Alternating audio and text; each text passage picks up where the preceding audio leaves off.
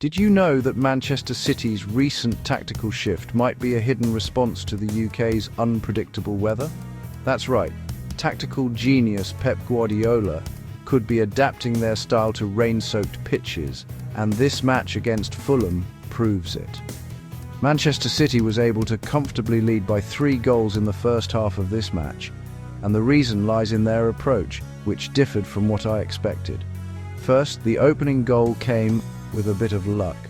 A straightforward cross into the box was headed back by the opponent, allowing Antoine Semenyo to pounce on the loose ball, essentially a gift. Then Fulham tried to dominate possession and build from the back, but they kept losing the ball. After falling behind, they didn't sit back. Instead, they opted to attack aggressively, which allowed City to exploit their vulnerabilities with quick counterattacks that extended the lead and eventually led to the 3rd goal. The lesson here is clear.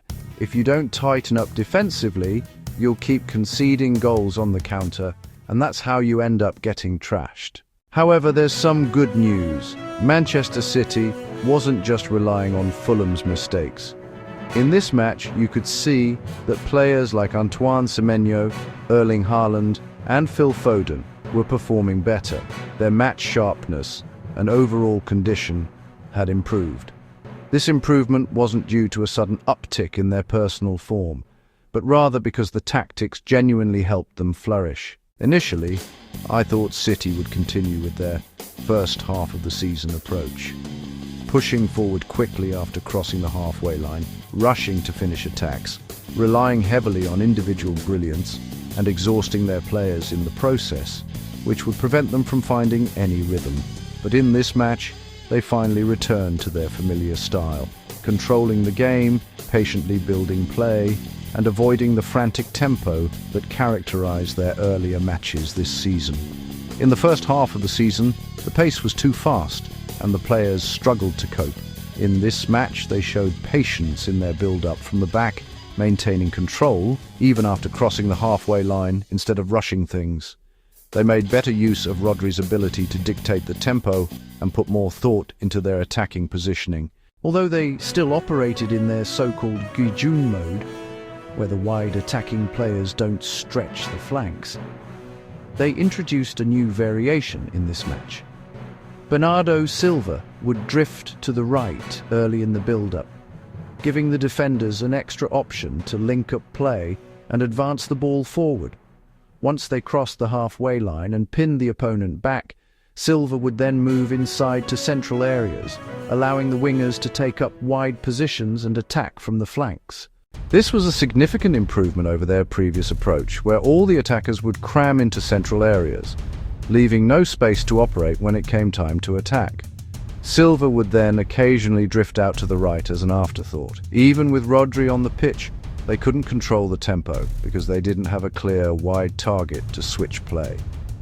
Rodri was forced to operate centrally, leading to breakdowns and rushed attacks. Now, Silva moves wide early, giving Rodri an immediate outlet to distribute the ball. This simple adjustment allows City to control the tempo and build play more effectively once they cross the halfway line. When City play at their familiar rhythm, the players click and their form naturally returns. This highlights the strong relationship between form and tactical rhythm. When the general attacking tempo slows down, it conserves energy. When the time comes to strike, the players have the physical reserves to execute. In contrast, Arsenal's rhythm has been inconsistent lately, while City are now prioritizing it more. In the second half, City continued to manage the game's tempo and protect their lead. As for why Fulham occasionally posed a threat on the counter, it was largely due to the heavy rain, which made it difficult for City to maintain complete control of the ball. For instance, Mark Guehi's mishap with an aerial ball was partly attributed to the weather, but even in these challenging conditions, City's overall control remained solid. Given the heavy rain, they also didn't overly focus on breaking down the defense with ground passes. Instead, they opted for aerial balls and crosses to create chances. This is something I've often suggested for Manchester United. When you can't break through with short passes, go direct with long balls. City did exactly that to open the scoring in this match.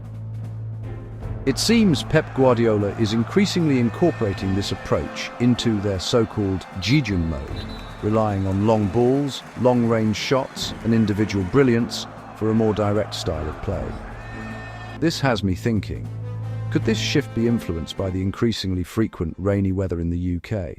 In my previous video discussing City, I mentioned how they've suddenly adopted this Jijun mode, emphasizing individual brilliance, and questioned whether this was to offer the next manager more tactical flexibility.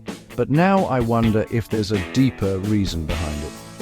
Over the past 2 seasons, City were incredibly focused and fundamentalist, insisting on breaking down defenses through intricate ground play. However, 2 seasons ago, when Kevin De Bruyne was at his peak, there were constant complaints about rainy conditions disrupting their rhythm and leading to poor performances. Could this be part of a broader consideration? With increasingly extreme weather in the UK and globally, relying solely on ground play might not always be viable. Maintaining control and rhythm in the build-up is still essential. But when it comes to finishing attacks, perhaps they don't always need to rely on ground passes to break through. Maybe they need to reintroduce simpler approaches, crosses, long shots, and individual brilliance. That could explain the shift toward Jijun mode, which revolves around direct aerial play, essentially Guijun mode, where players like Antoine Semenyo can capitalize on loose balls in central areas, much like this match. It's not surprising that Guardiola is thinking along these lines. He's simply recalibrating after losing control of the rhythm in the first half of the season. If he gets it right in the second half, things will improve. Like any new approach, the concept and rationale are clear, but execution is always experimental. Initially, there will be moments where things don't go as planned or unexpected issues arise, such as the tempo speeding up unintentionally, requiring adjustments. The challenge is finding a way to maintain a slower build-up from the back and midfield, while still utilizing the Jijun mode for decisive moments. It seems City are figuring this out halfway through the season.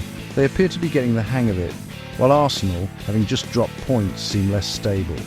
With Mikel Arteta looking a bit erratic, it's now Arteta's turn to deal with his issues, while Guardiola seems to have found a new solution. Whether City can catch up remains to be seen. Thanks and goodbye.